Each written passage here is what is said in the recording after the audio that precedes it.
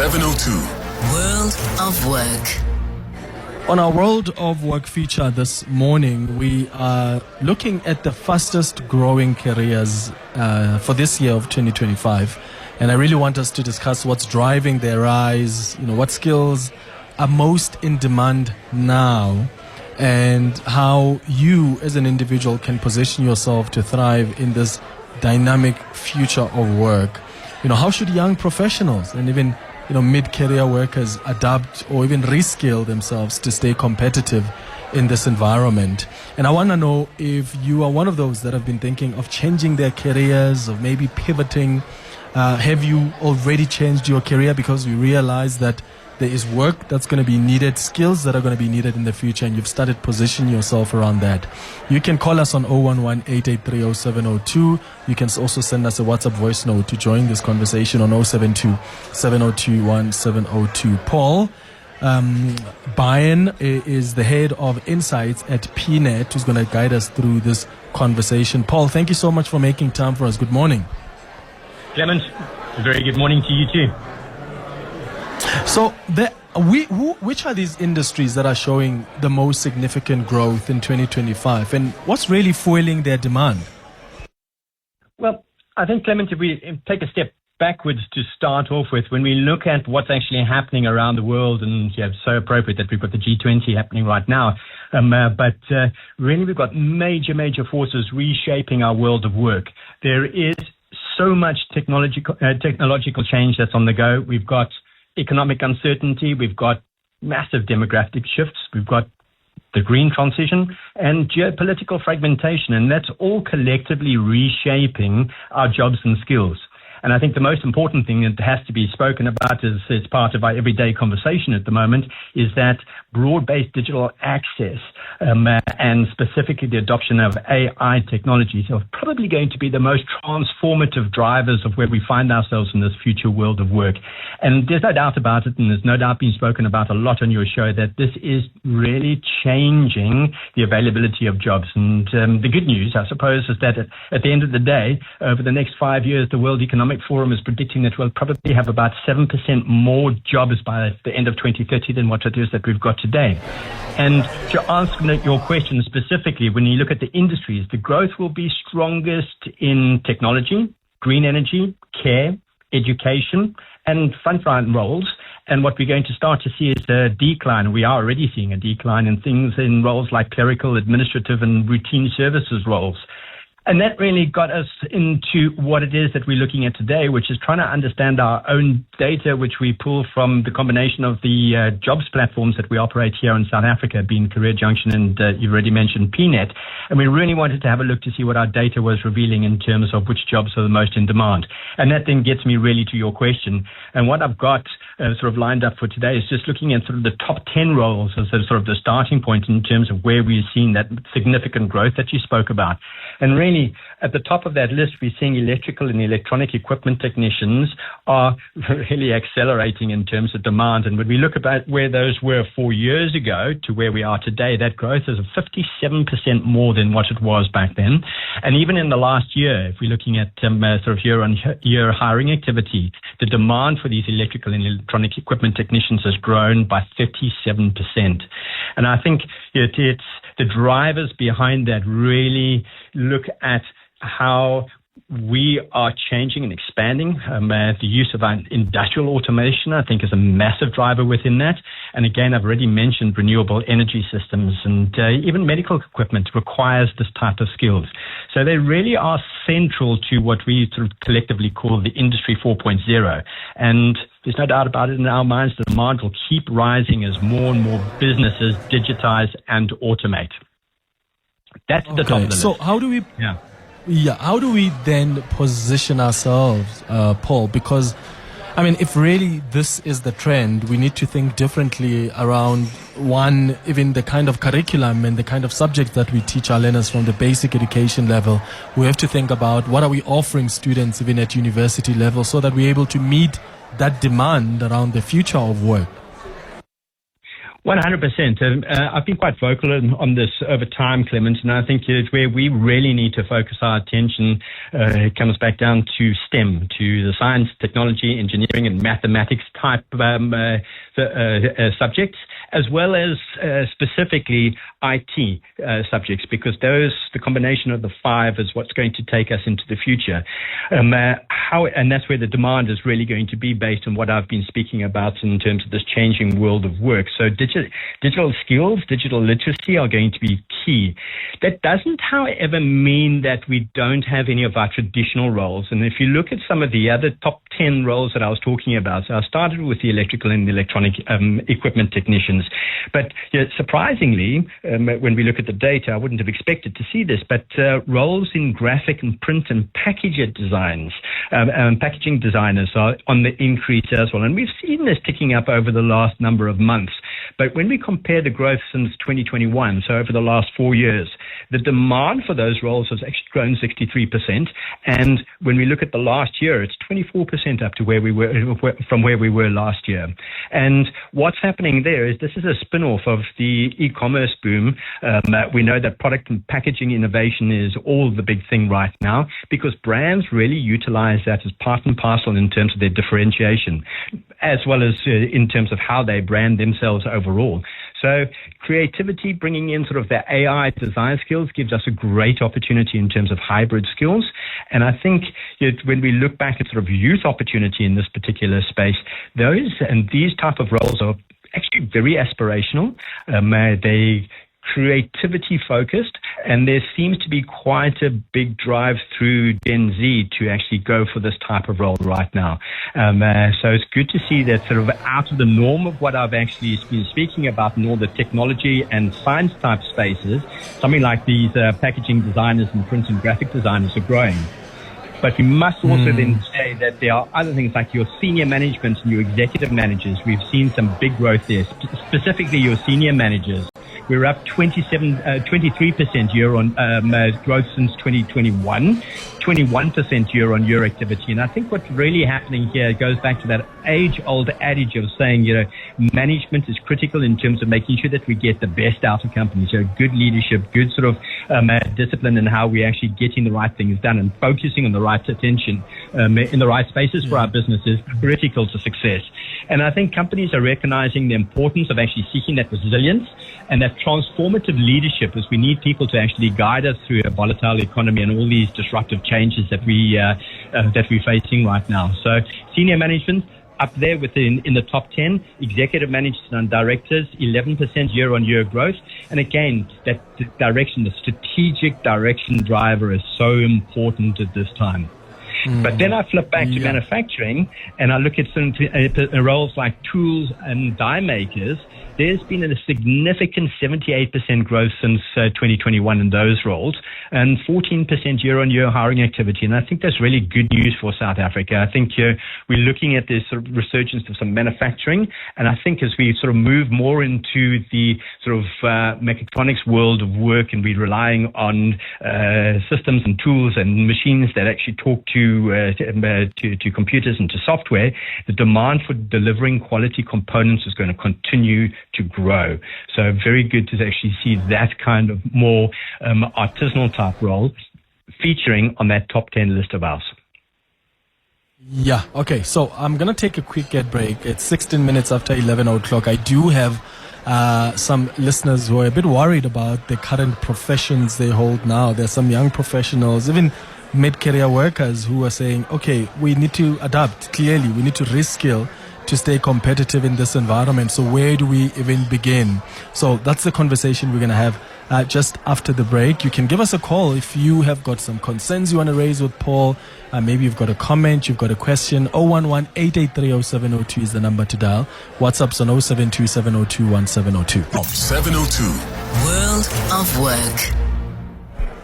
19 minutes after 11 o'clock on our World of Work feature this morning, we have been talking about these fastest growing careers in 2025. We need to obviously anticipate what the future of work is going to look like.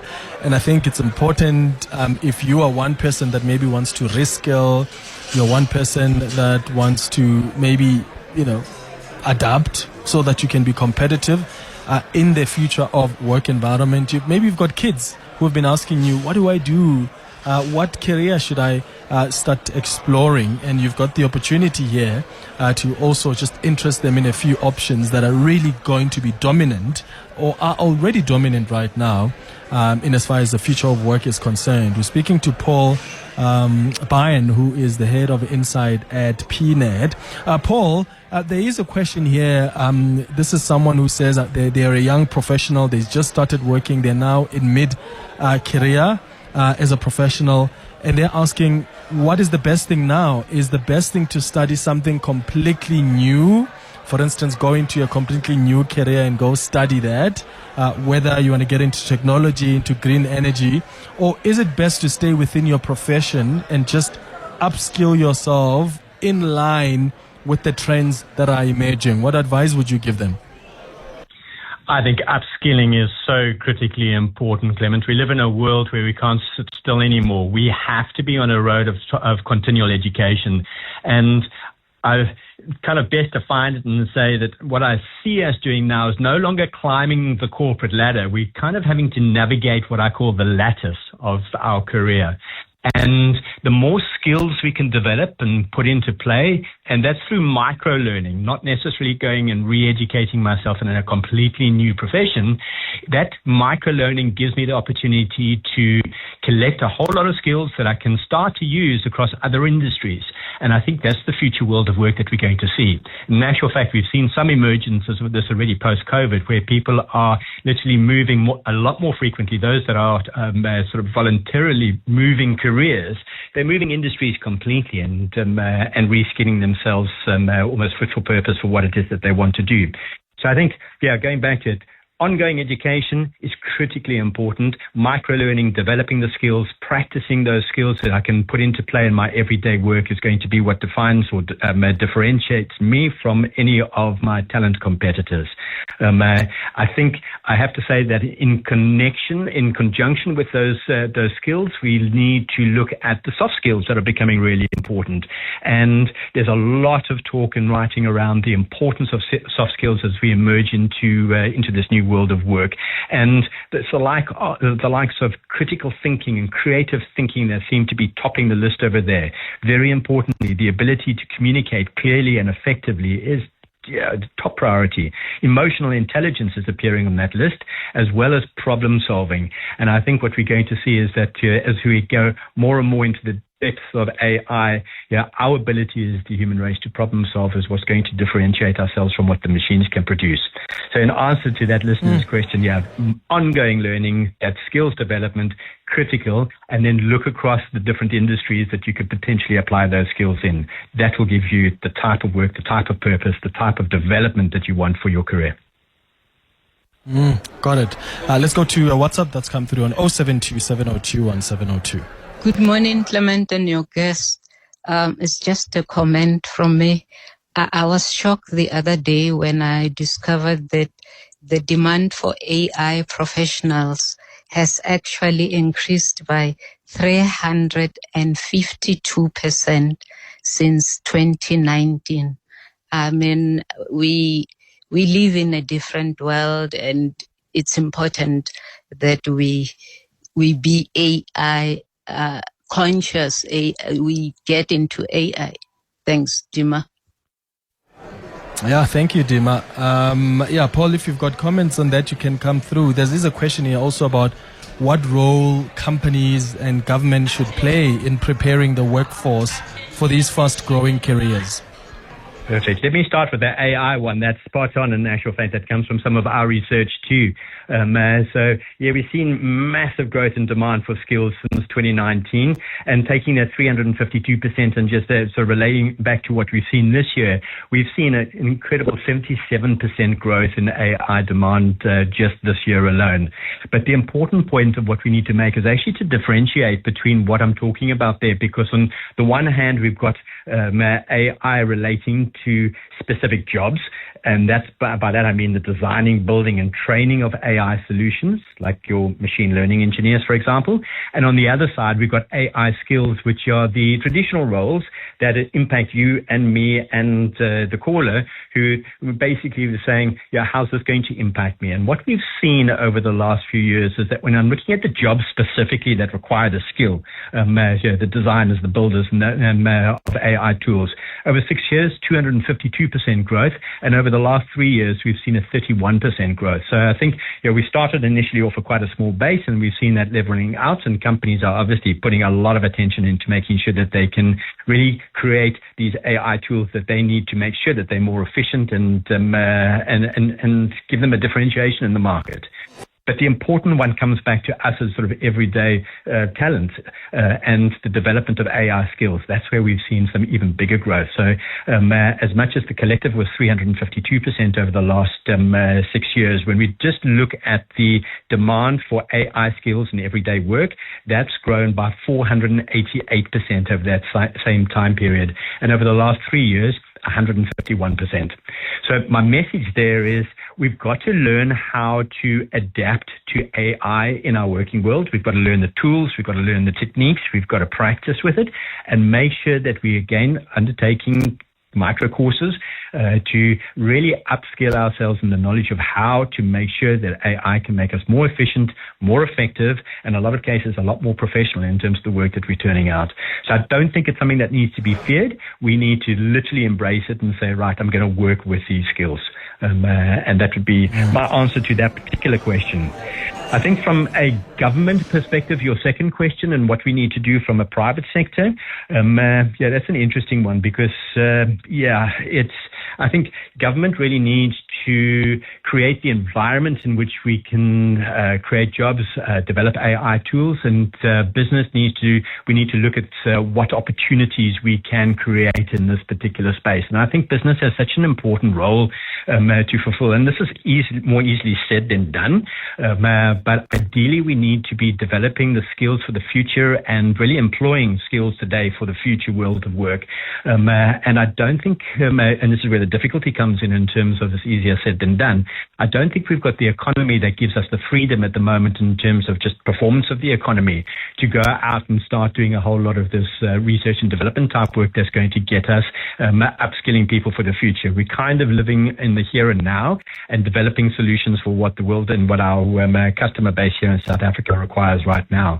So, we've got to somehow look at back to government to say, how do we create this environment that's conducive to helping grow the skills base that we're going to need, not only to deliver the skills that we need for South African companies, but if we can actually get it right on a much broader scale and we can start producing skills that are going to fill the gaps that the world is facing, then we've got at least a direction on one part to get us closer to sort of narrowing the gap of unemployment, which, as we know, is such a tragic circumstance here in South Africa.